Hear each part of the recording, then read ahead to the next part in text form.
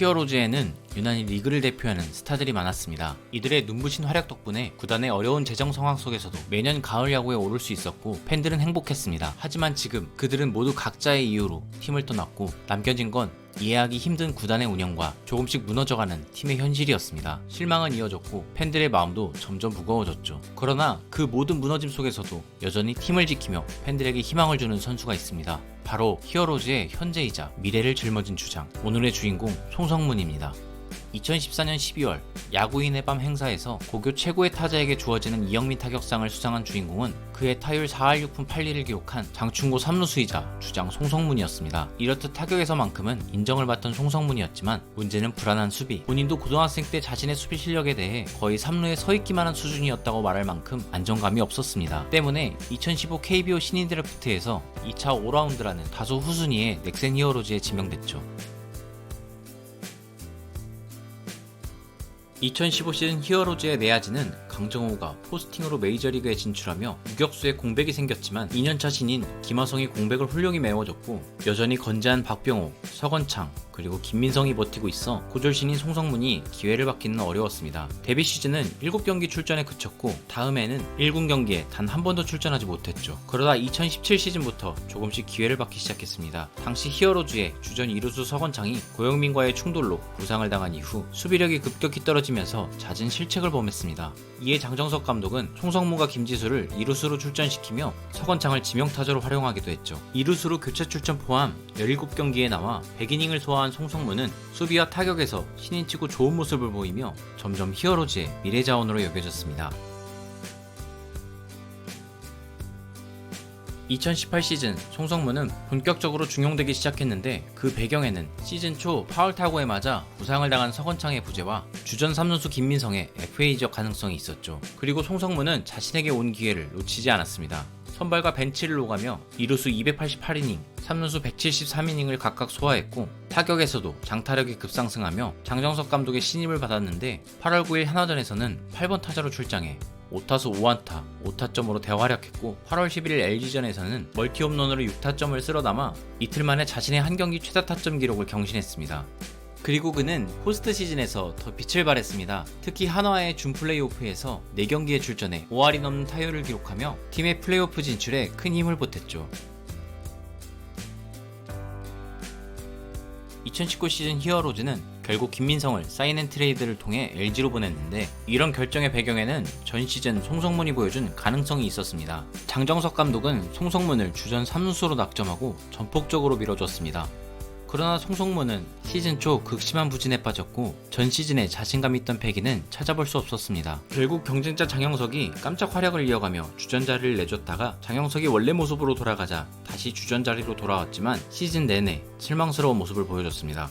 게다가 한국 시리즈 1차전 더가웃에서 부상 이력이 있는 두산 선수들을 향해 트래시 토크를 하는 영상이 퍼지며 팬들에게 큰 실망감을 안겨줬습니다. 확고한 주전으로 올라설 수 있던 시즌에 최악의 모습을 보인 송성문의 미래는 불투명해졌고 결국 시즌 종료 후 상무에 합격하며 군복무를 시작했습니다.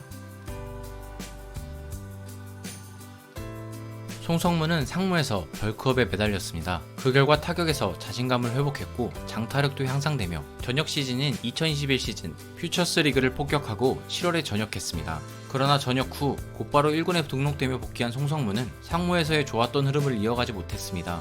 2020 시즌을 마치고 김하성이 메이저리그로 떠났고 서건창도 전반기에 LG로 트레이드되며 팀 입장에서는 송성문의 활약이 절실했지만 기대에 미치지 못했죠. 그래도 한 가지 위안인 점은 유격수를 제외하고 내야 전 포지션을 소화할 수 있는 그의 유틸리티 능력이었습니다. 2022 시즌에도 송성문의 타격은 개선되지 않았습니다. 컨택 능력은 여전히 수준 이하였고 그렇다고 수비가 엄청나게 뛰어난 수비형 3루수도 아니었죠. 타 팀이었다면 주전 자리를 보장받지 못할 성적이었지만 키움 히어로즈의 팀 사정상 송성문 말고는 3루를 소화할 마땅한 선수가 없었기 때문에 홍원기 감독도 어쩔 수 없이 송성문을 계속 기용했죠. 그렇게 송성문의 기량 정체는 2023 시즌까지 이어졌습니다.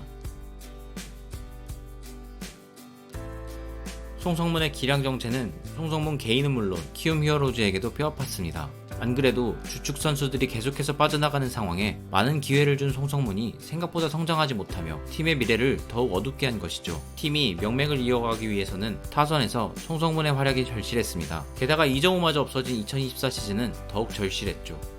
그리고 송성문은 드디어 그 기대에 응답했습니다. 비시즌에 10년을 교제한 아내와 결혼식을 올린 송성문은 심리적 안정감을 얻었고 웨이트도 꾸준히 하며 최고의 몸 상태로 2024 시즌을 맞이했습니다. 그리고 완전히 달라진 타격을 보여줬습니다. 4월부터 타격감을 끌어올린 송성문은 5월부터 그야말로 불방망이를 휘둘렀죠. 6월에는 메이저리그 도전을 선언한 김혜성에게 주장직을 넘겨받아 부담스러울 만도 했지만 예상과는 달리 송성문은 주장완장을 찬 이후 더욱 달라졌습니다.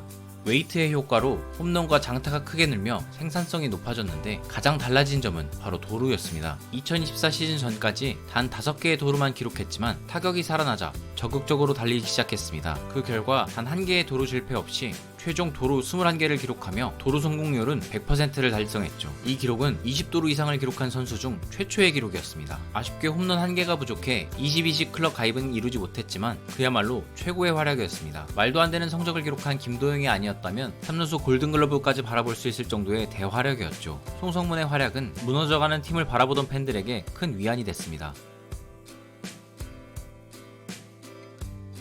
김혜성마저 없는 히어로즈에 홀로 남아 전 시즌 활약이 플루크가 아니었음을 증명해야 했던 송성문은 2025 시즌을 커리어 하이를 또다시 경신하는 시즌으로 만들고 있습니다.